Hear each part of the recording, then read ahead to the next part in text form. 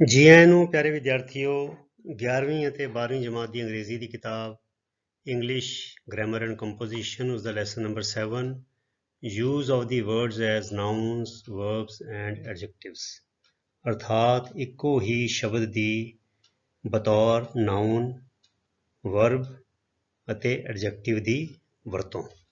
So exercise for practice ਦਾ ਚੌਥਾ ਭਾਗ, ਜਿਹਦੇ ਵਿੱਚ ਅਸੀਂ ਇਹ 5 ਸ਼ਬਦ ਜਿਹੜੇ ਨੇ ਉਹਨਾਂ ਦੀ ਵਰਤੋਂ ਸਿੱਖਾਂਗੇ। ਗਨ ਜਿਹਨੂੰ ਕਹਿੰਦੇ ਬੰਦੂਕ, ਹੈਡ ਸਿਰ, ਆਈ ਅੱਖ, ਲਾਈਟ ਪ੍ਰਕਾਸ਼ ਵੀ ਹੁੰਦਾ ਹੈ, ਹਲਕਾ ਵੀ ਹੁੰਦਾ ਹੈ, ਰੈਸਟ ਮੈਨੇ ਆਰਾਮ।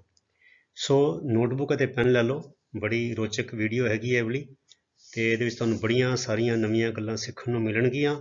ਜਿਵੇਂ ਕਿ ਮੈਂ ਪਹਿਲੇ ਵੀਡੀਓਜ਼ ਵਿੱਚ ਪ੍ਰੇਰਣਾ ਕੀਤੀ ਹੈ, ਸੈਂਟੈਂਸਸ ਨੂੰ ਸਾਰਿਆਂ ਨੂੰ ਨੋਟ ਕਰ ਲਓ, ਉਹਨਾਂ ਨੂੰ ਬਾਰ-ਬਾਰ ਪੜ੍ਹੋ, ਆਪਣੇ ਮੂੰਹ ਤੇ ਚਾੜ ਲਓ, ਤਾਂ ਕਿ ਤੁਹਾਨੂੰ ਇਹਨਾਂ ਦੀ ਵਰਤੋਂ ਦੇ ਬਾਰੇ ਥੋੜ੍ਹੀ ਤੁਹਾਡੀ ਜਾਣ ਪਛਾਣ ਹੋ ਜਾਏ। ਪਰ ਇਹਨਾਂ ਤੋਂ ਸੇਧ ਲੈ ਕੇ ਤੁਸੀਂ ਫਿਰ ਆਪਣੇ ਆਪ ਵੀ ਕੁਝ ਨਵੇਂ ਸੈਂਟੈਂਸ ਬਣਾਉਣ ਦਾ ਯਤਨ ਜ਼ਰੂਰ ਕਰੋ, ਤੇ ਉਹਦੇ ਵਾਸਤੇ ਮੈਂ ਤੁਹਾਡੀ ਮਦਦ ਲਈ ਹਮੇਸ਼ਾ ਤਿਆਰ ਹੈਗਾ। ਤੁਸੀਂ ਜਿਹੜਾ ਵੀ ਸੈਂਟੈਂਸ ਤਿਆਰ ਕਰਦੇ ਹੋ ਤੁਸੀਂ ਉਹ ਮੈਨੂੰ ਭੇਜ ਸਕਦੇ ਹੋ, ਤੇ ਮੈਂ ਜੇ ਉਹਦੇ 'ਚ ਕੋਈ ਗਲਤੀ ਹੋਏਗੀ ਤਾਂ ਠੀਕ ਕਰਕੇ ਤੁਹਾਨੂੰ ਮੁੜ ਕੇ ਵਾਪਸ ਭੇਜ ਦੇਵਾਂਗਾ। ਸੋ ਆਓ ਸ਼ੁਰੂ ਕਰੀਏ।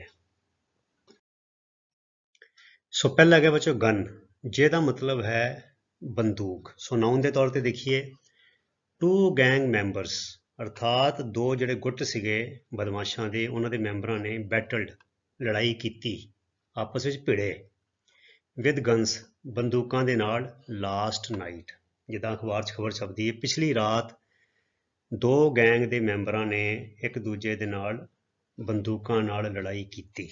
ਠੀਕ ਹੈ।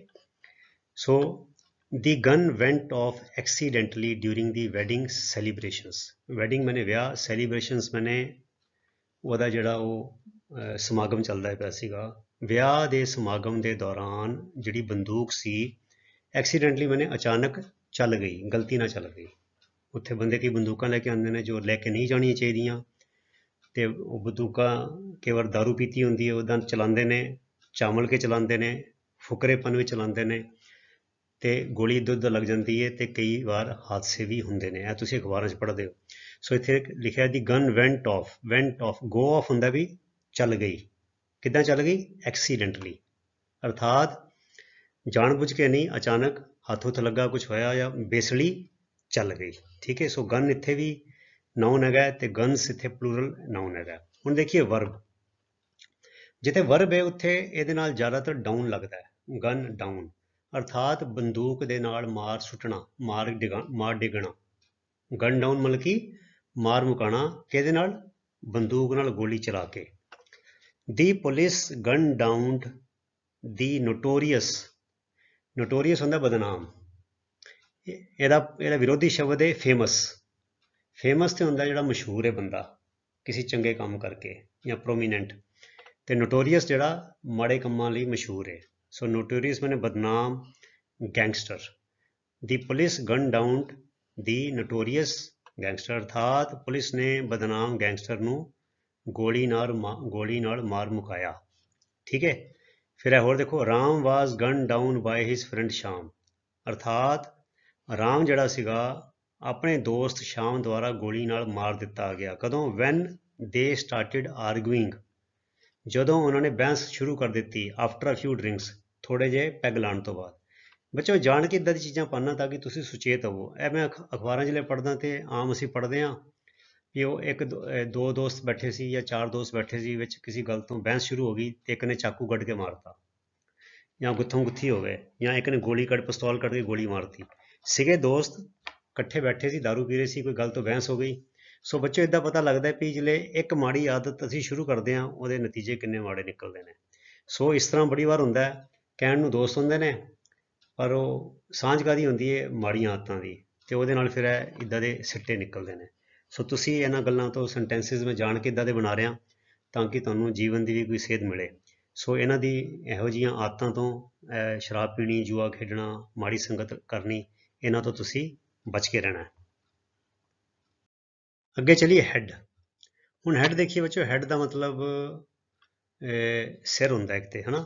ਹੁਣ ਅਸੀਂ ਦੇਖਾਂਗੇ ਹੌਲੀ ਹੌਲੀ ਵੀ ਕਿੱਦਾਂ ਹੈਡ ਮੈਨੇ ਵਰਬ ਵੀ ਹੈ, ਹੈਡ ਮੈਨੇ ਉਸ ਕਿਸੇ ਦਿਸ਼ਾ ਵਿੱਚ ਜਾਣਾ। ਠੀਕ ਹੈ। ਅੱਜ ਦੇਖਦੇ ਹਾਂ ਹੁਣ ਆਪਾਂ ਇਹਨੂੰ ਅਸੀਂ ਵਰਬ ਦੇ ਤੌਰ ਤੇ ਵਰਤਾਂਗੇ, ਨਾउन ਤੇ ਐਡਜੈਕਟਿਵ ਦੇ ਤੌਰ ਤੇ ਵਰਤਾਂਗੇ। ਹੀ ਨੋਡਿਡ, नॉड होंदा सिर हिलाना। His head in agreement, agreement मैंने सहमति विच, उन्हें सहमति विच अपना सिर हिलाया। कई बार असं कहते हाँ जी भी जब बंदा कहता हाँ ठीक है, ये सिर हिला दिंदा बंदा उपर थले ना, सिर हिलांदा भी मैं हामी भरी है ये। So he nodded his head in agreement, agreement होंदा सहमति, उन्हें सहमति विच अपना सिर हिलाया। ठीक है, फिर आ गया शी इज़ दी हैड, हूँ इतने हैड का मतलब कि मुखी ऑफ दी पंजाबी डिपार्टमेंट, वो जी साडी प्रोफैसर है टीचर जो भी है वो साडी पंजाबी विभाग की मुखी है। इतने हैड का मतलब हो गया मुखी, मतलब कि उस विभाग की हैड है, मुखी है। एक तो हैड बने सिर होंदा ते हैड बने मुखी भी होंदा, क्योंकि जिहड़ा हैड है यह साडे शरीर का मुख भाग होंदा है, तो इस करके जिहड़ा मुखी अहुदा है असीं उहनूं भी हैड कह दिंदे हां। फिर कहना भी दी एंट्री इज़ लो, ਇਹਦਾ मतलब की एंट्री मैंने होंदा प्रवेश, अंदर जाना, ਇਹਦਾ मतलब कि दरवाजा नीवा है। दी एंट्री इज़ लो मैंने वॉच यूअर हैड, थोड़ा सिर का ख्याल रखियो। इत्थे लिखा एक्सक्लेमेशन मार्क है, देखो वो ख्याल रखियो माड़ा जिहा सिर बचा के किते सिर ना भजा लई। आम तौर पर होंदा ना कि बार सानूं सिर नीवा करके लंघना पैंदा है। कई शहरों 'ਚ लोगों ने गेट लाए होंदे ने ते ओह गेट दा एक छोटा जिहा खुल्लिया होंदा है ते मैं देखिया लंघदे होए कई लोकी सिर भना बैठदे ने। सो इस तरह की बंदा कह रहे दी एंट्री इज़ लो, अर्थात दरवाजा नीवा है, अंदर जाण दा राह नीवा है। वॉच यूअर हैड, अपने सिर का ख्याल रखियो। बच्चों मैं प्रैक्टिकल सेंटेंसिस तुहाडे लई बना के पेश कर रहा ताकि तुसीं इन्हां दी वरतों सीख सको। फिर हैगा ही सैट थिंकिंग, अर्थात वो सोचते हुए बैठा। And tapped his had, tap होंदा है टक टक टक करनी, बंदे नहीं कि सिर ते बैठे बैठे होंदे ने कुर्सी ते कुछ सोच रहे ने ते उंगलां दे नाल की करदे ने सिर ते इदां दा मार रहे होंदे ने, ठक ठक ठक ठक ठक। टैप, टैप होंदा जिद्दां जिद्दां मैं देखो टेबल ते कर रहा तुहानूं सुन रहा होना। ठीक है, टैप होंदा भी नौकर भी सिर ते इदां दा मारदे ने उंगलां दे नाल, चार पांच उंगलां कट्ठियां एक नाल मारदे भी कुछ मैं सोच रहा की करिए। जिसले बंदा विचारां च पिया होंदा ते इदां करदा है। So he sat thinking and tapped his head, अर्थात वो सोचदा होया बैठा सी अते अपने सिर ते टैप कर रहा सी, उंगलां दे नाल इदां ठोक रहा सी अपने सिर नूं माड़ा माड़ा हौली हौली। ठीक है, हुण देखिए verb, more than 30 farmer unions, अर्थात 30 तो वध किसानां दियां यूनियनां, more than 30 farmer unions are jointly मैंने सांझे तौर ते इकट्ठे होके एकता दा प्रगटावा करते हुए। हैडिंग दी प्रोटेस्ट, प्रोटेस्ट मैंने संघर्ष, हैडिंग मैंने ਉਹਦਾ ਉਹਨੂੰ दिशा दे रहे हैं, ਉਹਦੇ ਮੋਢੀ बने हुए हैं, अर्थात कट्ठे रल के। 30 तो वध किसानां ਦੀਆਂ यूनियनां ਜਿਹੜੀਆਂ ਨੇ ਉਹ ਸੰਘਰਸ਼ ਨੂੰ दिशा दे रही हैं। हैडिंग मतलब कि ਉਹਦੇ ਮੋਹਰੇ खड़िया हैं, ਉਹਨੂੰ ਲੈ ਕੇ ਅੱਗੇ ਵਧਾ ਰਹੀਆਂ ਹਨ।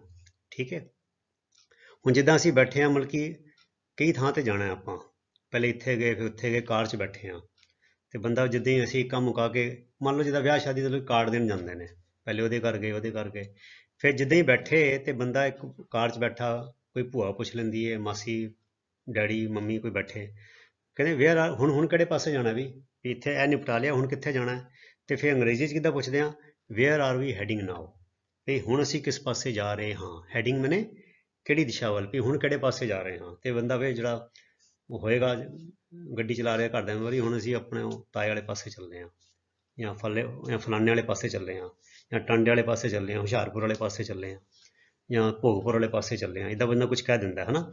ਸੋ ਜਿਹੜੇ ਸਵਾਲ ਪੁੱਛਿਆ ਜਾਵੇ ਹੁਣ ਅਸੀਂ ਕਿਹੜੇ ਪਾਸੇ ਵੀ, ਹੁਣ ਕਿੱਧਰ ਨੂੰ, ਸੋ ਵੇਅਰ ਆਰ ਵੀ ਹੈਡਿੰਗ ਨਾਓ। ਠੀਕ ਹੈ, ਅੱਗੇ ਦੇਖੀਏ, ਆਫਟਰ ਫਿਨਿਸ਼ਿੰਗ ਲੰਚ, ਇੱਥੇ ਵਿੱਚ ਫੁੱਲ ਸਟਾਪ ਪਾਤਾ ਮੈਂ, ਇੱਥੇ ਕੌਮਾ ਆਉਣਾ ਸੀ, ਕੌਮਾ, ਇਹ ਦੇਖੋ ਜੇ ਲੰਚ के बाद फुल स्टॉप नहीं कॉमा आएगा। ठीक है, आफ्टर फिनिशिंग लंच अर्थात दोपहर का खाना मुकाउण तो बाद, we headed back to the class, असी क्लासां वल मोड़े पा दिते।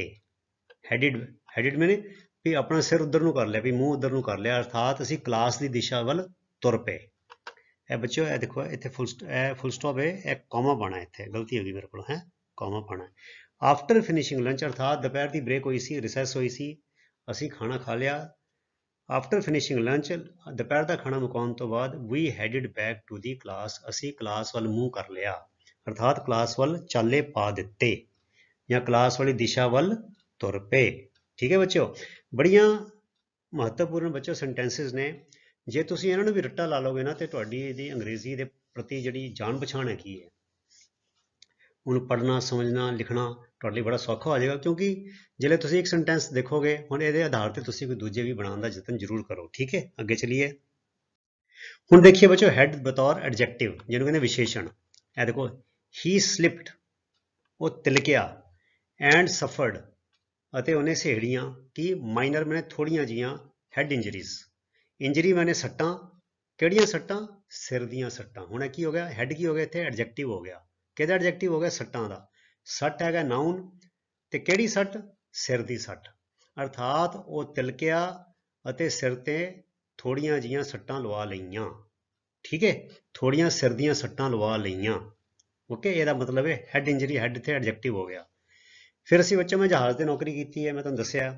ਤੇ ਮੈਂ ਚਲੋ ਉਹਦੀ ਗੱਲ ਦੱਸਦਾ ਇੱਕ ਹੁੰਦਾ ਹੈਡ ਸੀਜ਼ ਅਰਥਾਤ ਜਦੋਂ ਸਾਡਾ ਜਹਾਜ਼ ਸਮੁੰਦਰ ਤੇ ਚੱਲਦਾ ਹੈ ਹਵਾ ਕਿਸੇ ਪਾਸੇ ਵੀ ਹੋ ਸਕਦੀ ਪਿੱਛੋਂ ਵੀ ਹੋ ਸਕਦੀ ਸੱਜਿਓਂ ਖੱਬਿਓਂ ਕਈ ਵਾਰ ਹਵਾ ਨਾ ਬਿਲਕੁਲ ਮੋਹਰੇ ਹੁੰਦੀ ਹੈ ਲਹਿਰਾਂ ਜਿਹੜੀਆਂ ਆਉਂਦੀਆਂ ਨੇ ਲਹਿਰਾਂ ਜਿਹੜੀ ਹਵਾ ਦਾ ਰੁੱਖ ਹੁੰਦਾ ਸਮੁੰਦਰ ਦੇ ਵਿੱਚ ਕਈ ਵਾਰ ਉਹ ਜਿਸ ਦਿਸ਼ਾ ਵਿੱਚ ਸਾਡਾ ਜਹਾਜ਼ ਜਾ ਰਿਹਾ ਹੁੰਦਾ ਹੈ ਉਹਦੇ ਬਿਲਕੁਲ ਪੁੱਠੀ ਦਿਸ਼ਾ ਵਿੱਚ ਹਵਾ ਹੁੰਦੀ ਹੈ ਠੀਕ ਹੈ ਹੁਣ ਜਿੱਦਾਂ ਮੈਂ ਮੰਨ ਲਓ ਸਾਈਕਲ ਚਲਾ ਰਿਹਾ ਤੇ ਹਨੇਰੀ ਮੋਹਰੇ ਹੈਗੀ ਹੈ ਤੇ ਮੇਰੀ ਸਾਈਕਲ ਦੀ ਸਪੀਡ ਘਟ ਜਾਏਗੀ ਮੈਨੂੰ ਜ਼ੋਰ ਜ਼ਿਆਦਾ ਲੱਗੇਗਾ ਤੇ ਮੈਂ ਕੀ ਕਹਾਂ ਹੈਡ ਵਿੰਡ ਮੈਨੇ ਮੇਰੇ ਮੋਹਰਲੀ ਹਵਾ ਤੇ ਫਿਰ ਮੇਰੇ ਕੋਲ ਸਾਈਕਲ ਤੇਜ਼ ਨਹੀਂ ਚੱਲੇਗੀ ਪਰ ਉਹੀ ਜਿਹੜੀ ਹਨੇਰੀ ਹੈ ਮੇਰੀ ਪਿੱਠ ਵਾਲੇ ਪਾਸੇ ਹੋ ਜਾਏ ਪਿੱਛੇ ਤੇ ਮੈਨੂੰ ਸਾਈਕਲ ਤੇ ਜ਼ੋਰ ਨਹੀਂ ਲੱਗੇ ਮੈਂ ਧੱਕਿਆ ਜਾਵਾਂਗਾ ਇੱਦਾਂ ਹੀ ਜਹਾਜ਼ ਤੇ ਹੁੰਦਾ ਜਦੋਂ ਜਹਾਜ਼ ਦੇ ਉੱਤੇ ਸਪੀਡ ਹਵਾ ਜਿਹੜੀ ਹੈ ਹਨੇਰੀ ਪਿੱਛੋਂ ਦੀ ਆਵੇ ਤੇ ਜਹਾਜ਼ ਦੀ ਸਪੀਡ ਥੋੜੀ ਵੱਧ ਜਾਂਦੀ ਹੈ ਤੇ ਉਹੀ ਹਨੇਰੀ ਜਿਹੜੀ ਹੈ ਤੂਫਾਨ ਹੈ ਉਹ ਜਹਾਜ਼ ਦੇ ਮੋਹਰੇ ਹੋ ਜਾਏ ਲਹਿਰਾਂ ਜਿਹੜੀਆਂ ਮੋਹਰੇ ਹੋਣ ਫਿਰ ਜਹਾਜ਼ ਦੀ ਸਪੀਡ ਘਟ ਜਾਂਦੀ ਹੈ ਤੇ ਜਿਹੜਾ ਮੋਹਰਿਓਂ ਸਮੁੰਦਰ ਲਹਿਰਾਂ ਆ ਰਹੀਆਂ ਹੁੰਦੀਆਂ ਸੀ ਉਹਨੂੰ ਕਹਿੰਦੇ ਹੈਡ ਸੀਜ਼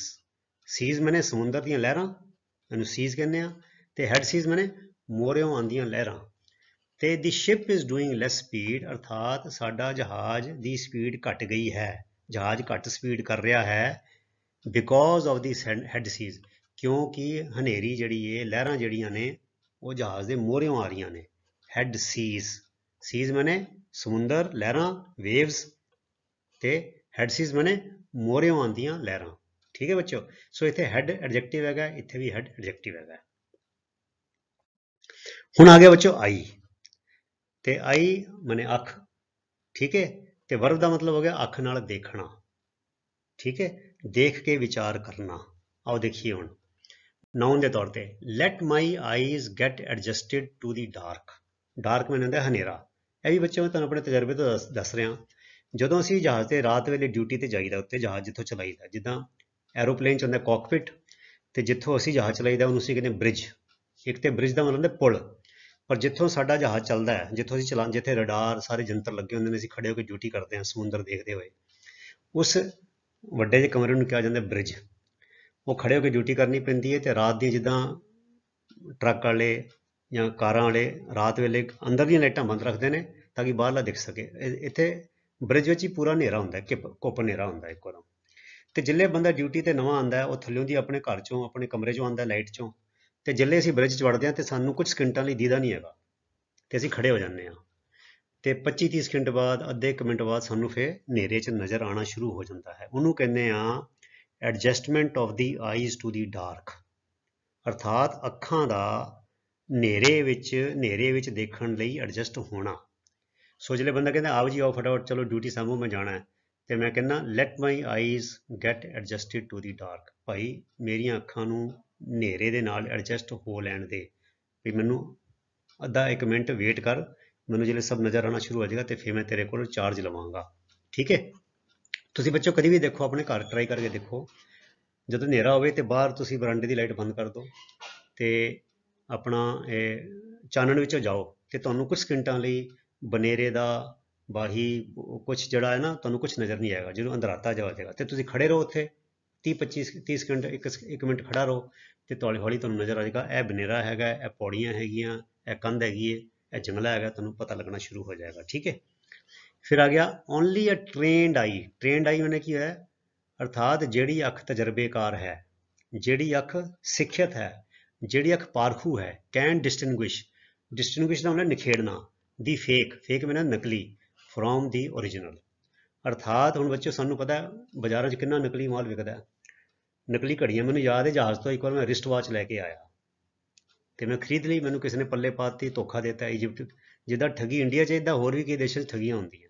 ਉਦੋਂ ਮੈਂ ਨਵਾਂ ਨਵਾਂ ਗਿਆ ਸੀਗਾ, ਮੈਂ ਕਿਸੇ ਦੁਕਾਨ ਤੋਂ ਲਈ, ਉਹਨੇ ਨਕਲੀ ਘੜੀ ਵੇਚਤੀ, ਤੇ ਇੱਥੇ ਆ ਕੇ ਮੈਂ ਆਪਣੇ ਦੋਸਤ ਨੂੰ ਦਿਖਾਈ, ਉਹਨੇ ਦੇਖਦੇ ਸਾਰ ਹੀ ਕਹਿਤਾ ਵੀ ਇਹ ਤੇ ਨਕਲੀ ਹੈਗੀ ਹੈ। ਹੁਣ ਉਹਦਾ ਕੰਮ ਹੀ ਇਹ ਸੀਗਾ, ਰਾਤ ਦਿਨ ਉਹ ਕਿਹੜੀਆਂ ਘੜੀਆਂ ਖਰੀਦਦਾ ਸੀ, ਵੇਚਦਾ ਸੀ, ਇੰਪੋਰਟਡ ਹੀ ਵੇਚਦਾ ਸੀ, ਇੰਡੀਅਨ ਹੀ ਵੇਚਦਾ, ਕਹਿੰਦੇ ਇਹ ਨਕਲੀ ਹੈਗੀ ਹੈ।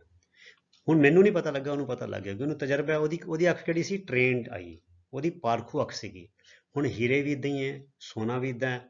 ਹੁਣ ਹੀਰੇ ਜਿਹੜਾ ਤੁਸੀਂ ਮੇਰੇ ਕੋਲ ਹੀਰਾ ਲਿਆਓ ਤੇ ਮੈਨੂੰ ਹੀਰੇ ਦਾ ਪਤਾ ਹੀ ਨਹੀਂ ਨਕਲੀ ਕਿਹੜਾ ਅਸਲੀ ਕਿਹੜਾ, ਪਰ ਜਿਹੜੇ ਜੌਹਰੀ ਕੋ ਜਾਓਗੇ ਉਹ ਦੇਖਦੇ ਸਾਰੀ ਦੱਸ ਦੇਗਾ ਵੀ ਇਹ ਹੀਰਾ ਨਕਲੀ ਹੈ ਜਾਂ ਅਸਲੀ ਹੈ। ਸੋ ਇਧਰੋਂ ਦੀ ਅਸੀਂ ਪਤਾ, ਇਹ ਇੱਕ ਸੈਂਟੈਂਸ ਹੋਣਾ ਹੈ, ਓਨਲੀ ਅ ਟ੍ਰੇਨਡ ਆਈ, ਅਰਥਾਤ ਸਿਰਫ ਇੱਕ ਪਾਰਖੂ ਅੱਖ, ਕੈਨ ਡਿਸਟਿੰਗੁਇਸ਼, ਨਖੇੜਾ ਕਰ ਸਕਦੀ ਹੈ, ਦੱਸ ਸਕਦੀ ਹੈ, ਦੀ ਫੇਕ, ਨਕਲੀ ਦਾ, ਫਰੋਮ ਦੀ ਓਰੀਜਨਲ, ਅਸਲੀ ਤੋਂ। ਠੀਕ ਹੈ। ਸੋ ਇੱਦਾਂ ਹੀ ਹੁਣ ਜਿੱਦਾਂ ਬ੍ਰਾਂਡ ਵੀ ਬੜੇ ਸਾਰੇ ਬਣਦੇ ਨੇ, ਕਈ ਮਹਿੰਗੇ ਬ੍ਰਾਂਡ ਹੈਗੇ ਨੇ, ਤੇ ਉਹਨਾਂ ਬ੍ਰਾਂਡਾਂ ਦੀ ਨਕਲ ਕਰਕੇ ਲੋਕੀ ਨਕਲੀ ਝੱਗੇ, ਨਕਲੀ ਪੈਂਟਾਂ ਜਾਂ ਡੁਪਲੀਕੇਟ ਜਿਹੜੀਆਂ ਕਾਪੀਆਂ, ਆਪਣੇ ਡੁਪਲੀਕੇਟ ਸ਼ੂਜ਼ ਬਣਦੇ ਨੇ, ਸਨੀਕਰਸ ਬਣਦੇ ਨੇ। ਠੀਕ ਹੈ ਨਾ। ਸੋ ਉਹ ਜਿਹੜੀ ਚੀਜ਼ਾਂ ਹੈਗੀਆਂ ਨੇ, ਉਹ ਜਿਹੜਾ ਬੰਦਾ ਟ੍ਰੇਨ ਹੁੰਦਾ ਹੈ ਉਹਨੂੰ ਪਤਾ ਲੱਗ ਜਾਂਦਾ ਹੈ, ਆਮ ਬੰਦੇ ਨੂੰ ਕਈ ਵਾਰ ਨਹੀਂ ਪਤਾ ਲੱਗਦਾ। ਫਿਰ ਅਗਲਾ ਆ ਗਿਆ, ਸੋ ਇਹਦੇ ਟ੍ਰੇਨਡ ਆਈ ਹੈ, ਇਹ ਵੀ ਨਾਊਨ ਹੈਗਾ, ਇਹ ਨਾਊਨ ਬਹੁਵਚਨ ਹੈਗੇ। ਹੁਣ ਇੱਥੇ ਵੀ ਨਾਊਨ ਬਹੁਵਚਨ, his eyes are sore, sore ਮੈਨੇ ਦੁਖਣੀਆਂ ਆਈਆਂ ਹੋਈਆਂ ਹਨ, because of a viral infection, ਅਰਥਾਤ ਵਾਇਰਲ ਇਨਫੈਕਸ਼ਨ ਕਰਕੇ ਉਹਦੀਆਂ ਅੱਖਾਂ ਦੁਖਣੀਆਂ ਆਈਆਂ ਹੋਈਆਂ ਹਨ। ਹਿਜ਼ ਆਈਜ਼ ਆਰ ਸੋਰ, ਲਾਲ ਹੋਈਆਂ ਹਨ, ਦੁਖਦੀਆਂ ਪਈਆਂ ਹਨ। ਕਈ ਵਾਰ ਵਾਇਰਲ ਇਨਫੈਕਸ਼ਨ ਹੋ ਜਾਂਦਾ ਤੇ ਉਹਨਾਂ ਅੱਖਾਂ ਦੁਖਣੀਆਂ ਆ ਜਾਂਦੀਆਂ ਹਨ। ਠੀਕ ਹੈ। ਹੁਣ ਦੇਖੀਏ verb, he sat in front of his computer, ਅਰਥਾਤ ਉਹ ਆਪਣੇ ਕੰਪਿਊਟਰ ਦੇ ਮੂਹਰੇ ਬੈਠਾ, ਆਈਂਗ ਦੀ ਸਟਾਕ ਮਾਰਕੀਟ ਚੇਂਜਸ, ਕਈ ਬੰਦੇ ਸੱਟੇ ਬਾਜ਼ਾਰ 'ਚ ਪੈਸਾ ਲਾਉਂਦੇ ਨੇ ਤੇ ਉਹ ਉੱਤੇ ਥੱਲੇ ਦੇਖਦੇ ਨੇ ਵੀ ਕਿਹੜਾ ਸ਼ੇਅਰ ਉੱਤੇ ਜਾ ਰਿਹਾ, ਥੱਲੇ ਜਾ ਰਿਹਾ, ਤੇ ਬੈਠੇ ਹੁੰਦੇ ਨੇ।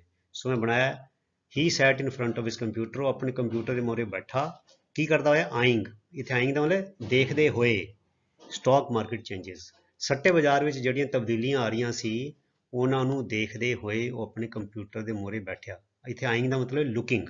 ਠੀਕ ਹੈ। ਇਹ ਆ ਗਈ ਵਰਬ ਆ ਗਈ। ਫਿਰ ਦੀ ਸ਼ੌਪਕੀਪਰ ਆਈਡ ਦੀ ਨੈਕਲੇਸ, ਨੈਕਲੇਸ ਕੀ ਹੁੰਦਾ ਬੱਚਿਓ, ਨੈਕ ਮੈਨੇ ਧੌਣ, ਲਿਆਇਸ ਮੈਨੇ ਤਸਮਾ, ਨੈਕਲੇਸ ਦੇ ਮੈਨੇ ਧੌਣ ਦਾ ਤਸਮਾ। ਹੁਣ ਇਹ ਅਖਰੀ ਅਰਥ ਹੈ, ਇਹਦਾ ਮਤਲਬ ਹੈ ਨਹੀਂ, ਨੈਕਲੇਸ ਹੁੰਦਾ ਹਾਰ, ਜਿਹੜਾ ਗਲੇ 'ਚ ਪਾਇਆ ਜਾਣ ਵਾਲਾ ਹਾਰ ਹੁੰਦਾ ਹੈ ਉਹਨੂੰ ਕਿਹਾ ਜਾਂਦਾ ਹੈ ਨੈਕਲੇਸ। ਸਸਪੀਸ਼ੀਅਸਲੀ ਮੈਨੇ ਸ਼ੱਕੀ ਤੌਰ ਤੇ, ਵੀ ਮੰਨ ਲਓ ਕੋਈ ਸ਼ੌਪਕੀਪਰ ਹੈ, ਉਹਦੇ ਕੋਲ ਕੋਈ ਹਾਰ ਦੇ ਕੇ ਗਿਆ, ਗਹਿਣੇ ਰੱਖ ਕੇ ਵੇਚਣ ਲਈ ਦੇ ਕੇ ਗਿਆ। ਦੀ ਆਈ, ਦੀ ਸ਼ੌਪਕੀਪਰ ਆਈਡ ਦੀ, ਆਈਡ ਮੈਨੇ ਦੇਖਿਆ, ਅੱਖਾਂ ਦੇ ਨਾਲ, ਨਿਗਾਹ ਦੇ ਨਾਲ, ਸਸਪੀਸ਼ੀਅਸਲੀ ਅਰਥਾਤ ਦੁਕਾਨਦਾਰ ਨੇ, ਹੱਟੀ ਵਾਲੇ ਨੇ ਉਹ ਜਿਹੜਾ ਹਾਰ ਸੀਗਾ ਉਹਦੇ ਵੱਲ ਸ਼ੱਕ ਦੀ ਨਿਗਾਹ ਨਾਲ ਦੇਖਿਆ, ਆਈਡ, ਲੁਕਡ। ਠੀਕ ਹੈ। ਫਿਰ ਅਗਲਾ ਆ ਗਿਆ, ਹੀ stood ਆਈਂਗ the choices of various shoe designs. ਇਹ ਮੈਂ ਆਪਣਾ ਤਜਰਬਾ ਦੱਸ ਰਿਹਾ ਬੱਚਿਓ।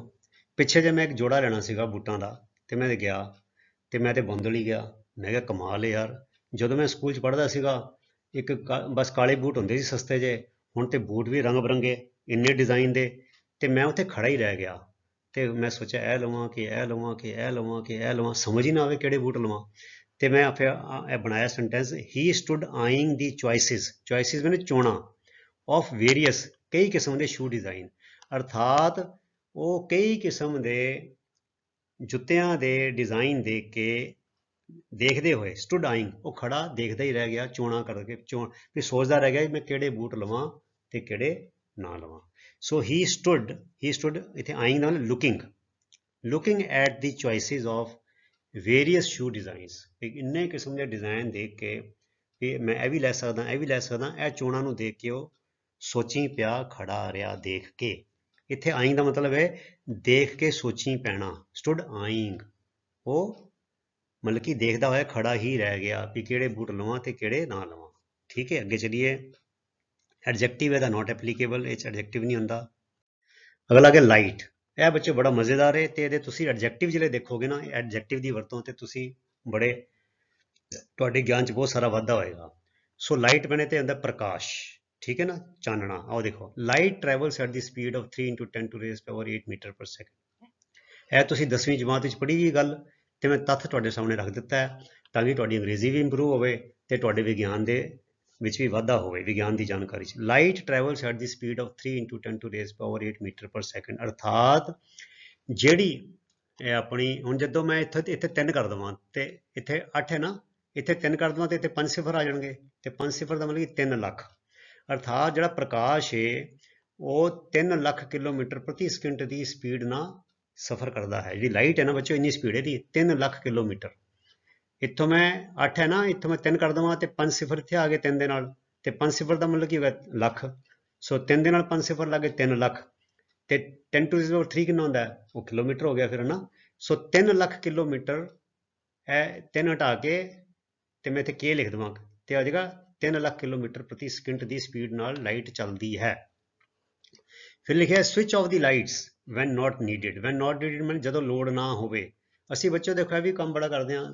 ਮੈਂ ਦੇਖਿਆ ਘਰਾਂ ਵਿੱਚ ਜਾਈਦਾ, ਰਿਸ਼ਤੇਦਾਰਾਂ ਦੇ ਜਾਣਕਾਰਾਂ ਦੇ ਪੱਖਾ ਚੱਲੀ ਜਾ ਰਿਹਾ, ਕੋਈ ਬੈਠਾ ਨਹੀਂ ਹੈਗਾ, ਲਾਈਟਾਂ ਜਗੀ ਜਾ ਰਹੀਆਂ, ਤੇ ਅਸੀਂ ਬਿਜਲੀ ਫੂਕਦੇ ਹਾਂ, ਵਾਤਾਵਰਨ ਖਰਾਬ ਕਰਦੇ ਹਾਂ ਤੇ ਆਪਣੇ ਪੈਸੇ ਬਰਬਾਦ ਕਰਦੇ ਹਾਂ। ਬਿੱਲ ਸਾਡੇ ਜ਼ਿਆਦਾ ਆਉਂਦਾ, ਬਿੱਲ ਤਾਰਨਾ ਪੈਂਦਾ।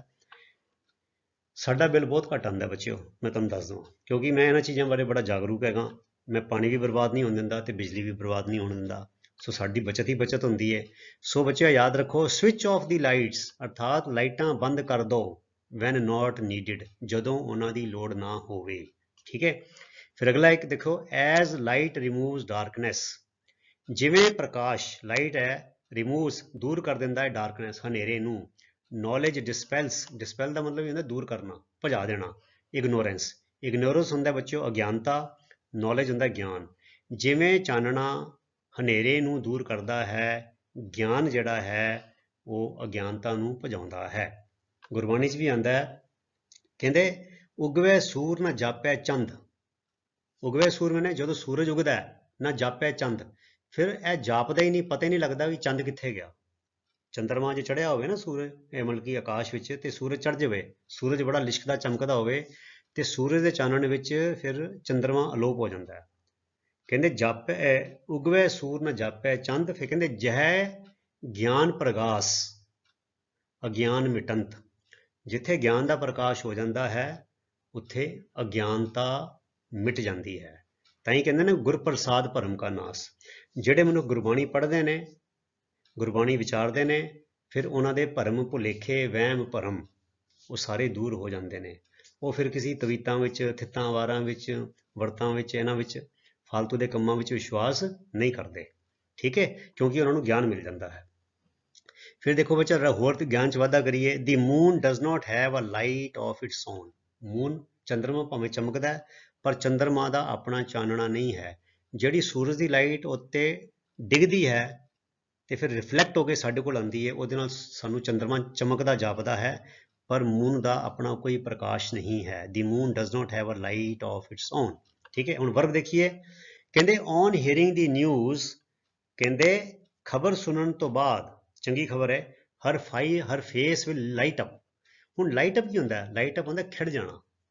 ਫੇਸ ਕਹਿੰਦੇ ਉਹਦਾ ਚਿਹਰਾ ਪ੍ਰਕਾਸ਼ਮਾਨ ਹੋ ਜਾਏਗਾ। ਅੱਖਰੀ ਅਰਥ ਹੈ ਪ੍ਰਕਾਸ਼ਮਾਨ ਵੀ, ਉਹਦਾ ਚਿਹਰਾ ਖਿੜ ਜਾਏਗਾ, ਉਹਦੇ ਚਿਹਰੇ ਤੇ ਚਮਕ ਆ ਜਾਏਗੀ। ਅਰਥਾਤ ਇਹ ਖਬਰ ਸੁਣ ਕੇ, ਔਨ ਹੀਅਰਿੰਗ ਦੀ ਨਿਊਜ਼, ਖਬਰ ਸੁਣ ਕੇ ਹਰ ਫੇਸ ਵਿਲ ਲਾਈਟ ਅਪ, ਉਹਦਾ ਚਿਹਰਾ ਖਿੜ ਉੱਠੇਗਾ। ਠੀਕ ਹੈ। ਫਿਰ ਕਿਸੇ ਨੂੰ ਹਿਦਾਇਤ ਦੇਣੀ ਹੋਵੇ, ਇਟ ਇਜ਼ ਗੈਟਿੰਗ ਡਾਰਕ, ਹਨੇਰਾ ਪੈ ਰਿਹਾ ਹੈ, ਲਾਈਟ ਆ ਲੈਂਪ, ਦੀਵਾ ਬਾਲ ਦੋ, ਮੋਮਬੱਤੀ ਜਗਾ ਦੋ। ਲਾਈਟ, ਲਾਈਟ ਦਾ ਮਤਲਬ ਇੱਥੇ ਤੀਲੀ ਬਾਲ ਕੇ ਕੋਈ ਲੈਂਪ ਨੂੰ ਬਾਲਣਾ। ਅੱਜ ਕੱਲ੍ਹ ਤੇ ਲੈਂਪ ਨਹੀਂ ਵਰਤੇ, ਲਾਈਟਾਂ ਹੈਗੀਆਂ, ਪਰ ਮੈਂ ਤੁਹਾਨੂੰ ਸੈਂਟੈਂਸ ਬਣਾ ਕੇ ਦੱਸਣਾ ਸੀ। ਸੋ ਲਾਈਟ ਦਾ ਮਤਲਬ ਹੁੰਦਾ ਹੈ ਅੱਗ ਬਾਲਣੀ। ਠੀਕ ਹੈ, ਇਹ ਵਰਬ ਹੈ ਨਾ, ਲਾਈਟ ਦਾ ਮਤਲਬ ਅੱਗ ਬਾਲਣੀ। So it is getting dark, ਹਨੇਰਾ ਹੋ ਰਿਹਾ ਹੈ, ਲਾਈਟ ਆ ਲੈਂਪ, ਕੋਈ ਦੀਵਾ ਬਾਲ ਦੋ। ਠੀਕ ਹੈ, ਕੋਈ ਲਾਂਟੈਨ ਬਾਲ ਦੋ। ਫਿਰ ਅੱਗੇ ਲਿਖਿਆ ਔਨ ਦੀ ਓਕੇਜ਼ਨ ਆਫ ਦੀ ਗੁਰਪੁਰਬ, ਅਰਥਾਤ ਗੁਰਪੁਰਬ ਦੇ ਮੌਕੇ ਤੇ, ਦੀ ਗੁਰਦੁਆਰਾਜ਼ ਵਰ ਬ੍ਰਾਈਟਲੀ ਲਿਟ ਅਪ, ਗੁਰਦੁਆਰਿਆਂ ਨੂੰ ਬੜੀਆਂ ਚਮਕਦਾਰ ਲਾਈਟਾਂ ਨਾਲ ਸਜਾਇਆ ਹੋਇਆ ਸੀ, ਜਗਾਇਆ ਹੋਇਆ ਸੀ। ਲਿਟ ਅਪ, ਹੁਣ ਦੇਖੋ ਲਿਟ ਕੀ ਹੈਗਾ ਬੱਚਿਓ? ਇਹ ਲਾਈਟ ਦਾ ਸੈਕਿੰਡ ਥਰਡ ਫਾਰਮ ਹੈ। ਲਾਈਟ, ਲਿਟ, ਲਿਟ। ਇਹ ਦੇਖੋ ਨਾ, ਜੇ ਮੈਂ ਕਹਾਂ ਹਰ ਫੇਸ, ਉਹਦਾ ਚਿਹਰਾ ਖਿੜ ਗਿਆ ਸੀ, ਤੇ ਮੈਂ ਲਿਖਾਂਗਾ her face was lit up, ਉਹਦਾ ਫੇਸ ਖਿੜ ਗਿਆ ਸੀ। ਇੱਥੇ ਹੈਗਾ ਵਿਲ ਹੈਗਾ, her face will light up, first form ਹੈਗੀ ਹੈ। So light up the second form ਹੈਗੀ ਲਿਟ ਅਪ। ਠੀਕ ਹੈ। ਸੋ ਗੁਰਦੁਆਰਾਜ਼ ਵਰ ਬ੍ਰਾਈਟਲੀ ਲਿਟ ਅਪ, ਅਰਥਾਤ ਗੁਰਦੁਆਰੇ ਲਾਈਟ, ਚਮਕਦਾਰ ਲਾਈਟਾਂ ਨਾਲ ਭਰੇ ਹੋਏ ਸੀ। ਗੁਰਦੁਆਰਾਜ਼ ਵਰ ਬ੍ਰਾਈਟਲੀ ਲਿਟ ਅਪ, ਗੁਰਦੁਆਰੇ ਜਗਮਗ ਕਰਦੇ ਸੀ। On the occasion of the Gurpurab. ठीक है, अगे चलिए। ਹੁਣ ਇਹ ਦੇਖੋ ਬੱਚਾ ਬੜਾ ਮਜ਼ੇਦਾਰ 9 ਇਹਦੇ ਮੈਂ ਤੁਹਾਨੂੰ ਉਦਾਹਰਨ ਦਿੱਤੇ ਨੇ 9 ਸੈਂਟੈਂਸ ਲਾਈਟ ਐਡਜੈਕਟਿਵ। ਹੁਣ ਤੁਸੀਂ ਦੇਖੀ ਜਾਇਓ ਇਹ 'ਚ ਤੁਹਾਨੂੰ ਬੜੇ ਸਾਰੇ ਸੈਂਟੈਂਸ ਕੰਮ ਦੇ ਸਿੱਖਣ ਨੂੰ ਮਿਲਣਗੇ। ਦੀ ਰੂਮ ਇਜ਼ ਸਮॉल, ਕਮਰਾ ਛੋਟਾ ਹੈ ਬਟ ਏਅਰੀ ਐਂਡ ਲਾਈਟ। ਹੁਣ ਇੱਥੇ ਲਾਈਟ ਬੱਚੋ ਕੀ ਹੈ, ਇੱਥੇ ਲਾਈਟ ਉਹਨੇ ਪ੍ਰਕਾਸ਼ ਵਾਲਾ, ਪ੍ਰਕਾਸ਼ਮਾਨ, ਅਰਥਾਤ ਕਮਰਾ ਛੋਟਾ ਹੈ ਪਰ ਹਵਾਦਾਰ ਅਤੇ ਪ੍ਰਕਾਸ਼ਮਾਨ ਹੈ। ਅਰਥਾਤ ਇਹ 'ਚ ਚਾਨਣਾ ਖੁੱਲਾ ਆ ਰਿਹਾ, ਹਵਾ ਵੀ ਆ ਰਹੀ ਹੈ ਤੇ ਸੂਰਜ ਦੀ ਰੋਸ਼ਨੀ ਵੀ ਆ ਰਹੀ ਹੈ। ਇੱਥੇ ਲਾਈਟ ਬੱਚਿਓ ਐਡਜੈਕਟਿਵ ਹੈ, ਇੱਥੇ ਲਾਈਟ ਪ੍ਰਕਾਸ਼ ਨਹੀਂ ਹੈ, ਇੱਥੇ ਲਾਈਟ ਦਾ ਮਤਲਬ ਪ੍ਰਕਾਸ਼ਮਾਨ, ਪ੍ਰਕਾਸ਼ ਵਾਲਾ ਹੈ। The room is small but airy and light, ਕਮਰਾ ਛੋਟਾ ਹੈ ਪਰ ਹਵਾਦਾਰ ਅਤੇ ਪ੍ਰਕਾਸ਼ਮਾਨ ਹੈ। ਅੱਗੇ ਦੇਖੋ we should wear light clothes in the summer.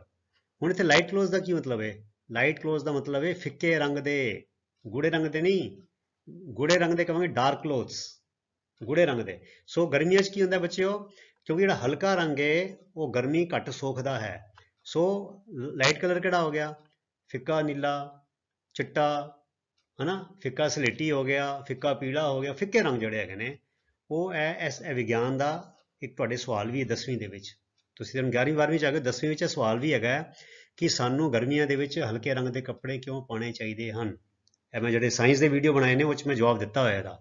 So we should wear light clothes in the summer. ਇੱਥੇ ਲਾਈਟ ਦਾ ਮਤਲਬ ਹੈ ਫਿੱਕੇ ਰੰਗ ਦੇ। ਹੁਣ ਦੇਖੋ ਇੱਥੇ ਮਤਲਬ ਹੈ ਪ੍ਰਕਾਸ਼ਮਾਨ, ਇੱਥੇ ਹੈਗਾ ਫਿੱਕੇ ਰੰਗ ਦੇ।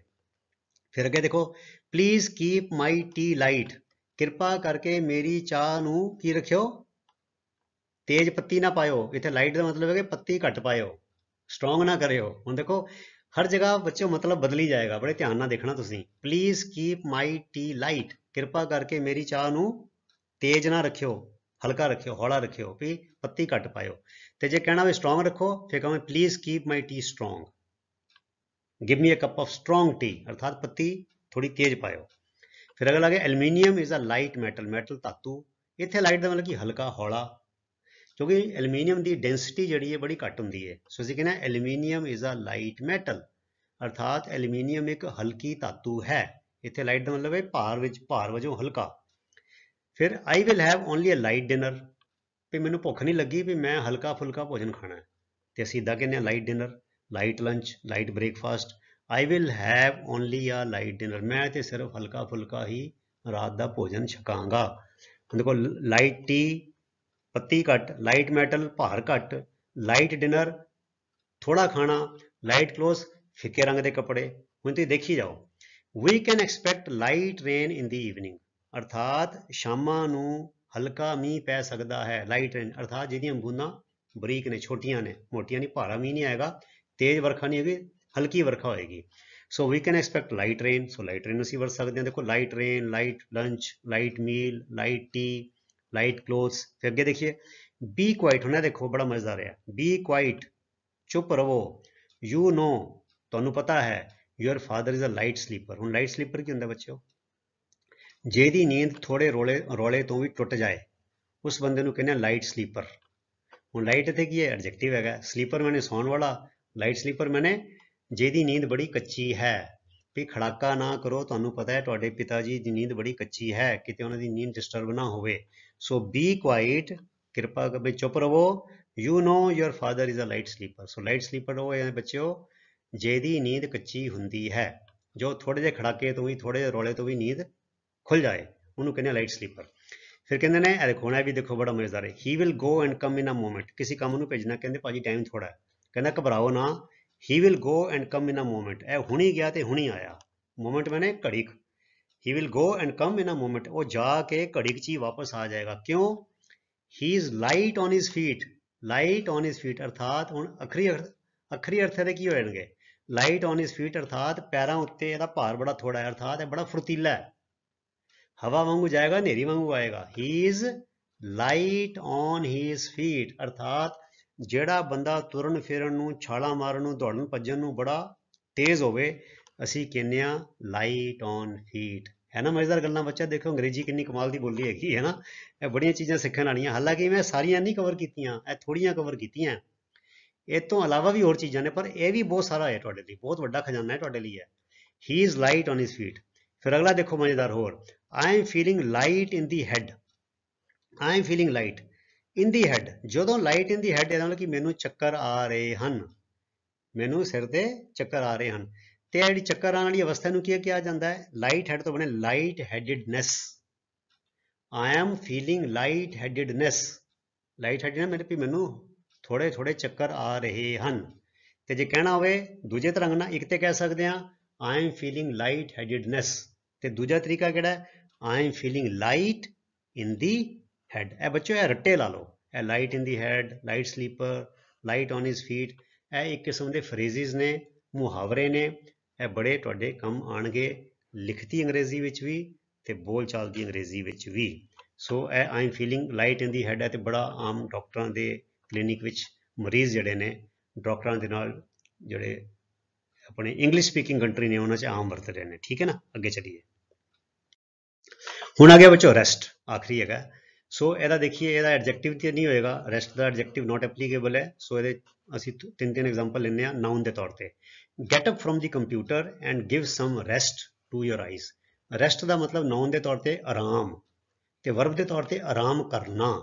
ਠੀਕ ਹੈ, so get up from the computer and give some rest to your eyes, ਅਰਥਾਤ ਕੰਪਿਊਟਰ ਤੋਂ ਹੁਣ ਖੜੇ ਹੋ ਜਾਓ, ਕੰਪਿਊਟਰ ਤੋਂ ਉੱਠ ਜਾਓ ਅਤੇ ਆਪਣੀ ਅੱਖਾਂ ਨੂੰ ਥੋੜਾ ਆਰਾਮ ਦੇਵੋ।